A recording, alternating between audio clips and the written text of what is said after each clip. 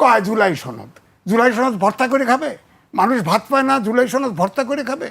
ফেসিবাদের দোসর বলতে কি? আওয়ামী লীগ করলেই, সমর্থন করলেই ফেসিবাদের দোসর? আমাদের চোখে প্রশ্ন একটাই, ধরেন হুমায়ুন নূর বলেছে আইভি রহমান। আইভি রহমান আমার এক ভাইয়ের, ছোট ভাইয়ের ক্লাসমেট। সে রাশিয়ায় লেখাপড়া করেছে, ডাক্তারি। সে তো সন্ত্রাসের বিরুদ্ধে সারা জীবন ফাইট করছে নারায়ণগঞ্জে। বলেন, যখন একটা ক্লিন লোক নিয়ে একটা আওয়ামী লীগ করবে, তখন তার ভিতরে হত্যা মামলা হয়ে গেল। এটা কি বিশ্বাসযোগ্য? সে বেল পাবে না, কোর্ট কোনো পায় নাই, এক্সাম্পল পায় নাই। ধরেন এমপি হয়েছে সাকিব আল হাসান, সে বিদেশে পড়ে আছে, সে এমপি হয়েছে, সে ফেসিবাদের দোসর, বলেন, আপত্তি নাই। কিন্তু সে হত্যা মামলায় আসামি হয় কি করে বলেন? আমার পরিষ্কার এই জন্যই প্রশ্ন ওঠে, অনেক লোক দেশে নাই, বিদেশে নাই, খুনের স্পটে নাই, তাকে মামলা দিয়েছেন, কোর্ট কি করে তাকে আটকায় রাখবে? এখন বলেন যে ম্যানেজ করা, আমার সাথে ক্রস করবেন না। না না না, ঠিক আছে, আপনি বলে নেন, পরে বলুন। মেয়ে ক্রস করেন না। আমার বক্তব্য হচ্ছে যে ফেসিবাদের দোসর বলতে কি? আওয়ামী লীগ করলেই, সমর্থন করলেই ফেসিবাদের দোসর?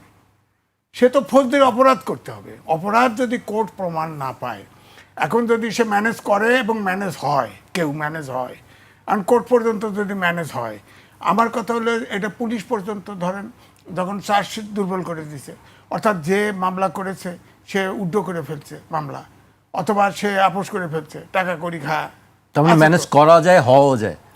ম্যানেজ হওয়া যায়, করাও যায়। কিন্তু কোর্ট পর্যন্ত যখন বলে, তখন তো আমি বলবো যে না, কোর্টে যদি প্রাইমেসি থাকে, কেসের ফৌজদারি অপরাধ থাকে, হত্যা মামলা থাকে, হত্যা মামলা তো জামিন হবে না, তাকে ট্রাইব্যুনালে ঢুকায় দেন। আমার কথা হচ্ছে আওয়ামী লীগের যদি যারা সত্যিকার অর্থে খুন রাজধানী করে থাকে, তাদের ফৌজদারি অপরাধে বিচার করেন। যত আওয়ামী লীগ যা করেছে 3 বছরে, 3টে নির্বাচনে, 17 বছরে, যারা সন্ত্রাসে, খুন, রাহাজানি, ফৌজদারি অপরাধে যুক্ত, তাদের তো বিচার সবাই চায়। এখন ধরেন আমাদের সাংবাদিক কয়েকজন গ্রেপ্তার করে ট্রাইব্যুনালে ঢুকাই দিয়েছে। আমি জানি এরা দুর্নীতি করছে, কেউ তারা বিচার করেন, দুর্নীতির বিচার করেন। দুর্নীতি বিচার করে আটকানো যাবে না, ট্রাইব্যুনালে ঢুকাই দিতেছে, খুনের মামলা দিয়ে দিতেছে। কেন? এইটা যখন করে, ধরেন আমার নামে, আমি কথা বলতেছি, আমার নামে, হুমায়ুনের নামে খুনের মামলা দিল, কেউ বিশ্বাস করবে? বিচার আপনি করতে পারেন, জেল দিতে পারেন, ফাঁসি দিতে পারবেন, বিশ্বাস তো কাউকে করাতে পারবেন না। আমার কথা হলো বিচার বিশ্বাসযোগ্য হতে হবে, বিশ্বাসযোগ্য। এখন সাবের হোসেন মামলা থাল চুরি করছে, ঘটি চুরি করছে, এখন তার ভিতরে তার একটা মামলায় 1 কোটি থেকে 6টা খুনের মামলায় জামিন পেয়ে গেছে। হ্যাঁ, তো এখন সাবের হোসেন কোথায় খুন করলো? প্রমাণ হয়েছে আজ পর্যন্ত? কেউ মুখে প্রমাণ করতে পারছেন? কিন্তু এটা ঠিক যে একটা মামলা লোয়ার কোর্টে একটি মামলার থেকে জামিন হয়ে গেছে, তার 6টা হত্যা মামলার। এটা কি করে সম্ভব? তার মানে হচ্ছে এটা অন্তর্বর্তীকালীন সরকারের সময়। এটার অর্থ হচ্ছে এই দেশে এই কারণে বিচার বিভাগের উপরে আস্থার সংকট হয়ে গেছে, আস্থার সংকট।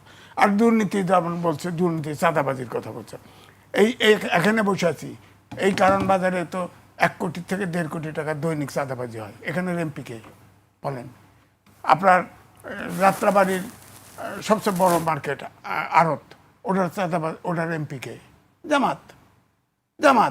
আমার ধরেন এই যে বনশ্রী শেষ মাথায় যে কুই বাজার, সেটা, তারপরে ওই যে বাড্ডা, এই 2টা হোলসেল মার্কেট কে? এনসিপির নাহিদ। তো এরা তো দায়িত্বে, তো এখানে চাঁদাবাজির দায়িত্ব কার? তারা ঠেকে না কেন? চিৎকার করে না কেন? চাঁদাবাজির বিরুদ্ধে চিৎকার করে না কেন? বলছে, কথা বলছে, কয় জুলাই সনদ। জুলাই সনদ ভর্তা করে খাবে? মানুষ ভাত পায় না, জুলাই সনদ ভর্তা করে খাবে?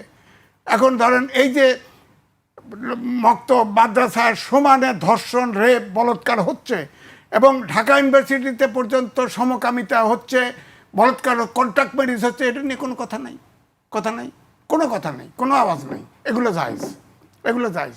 তো সমাজটা যাচ্ছে কোথায়? এখন ধরেন কোনো জুলাই সনদ, হাইকোর্টে একটা রায় হয়েছিল, সেই রায়টা যখন আপিল হলো, তখন বলা হলো যে হাইকোর্টের রায় মানে না, এই সংস্কার বন্ধ করে দিল।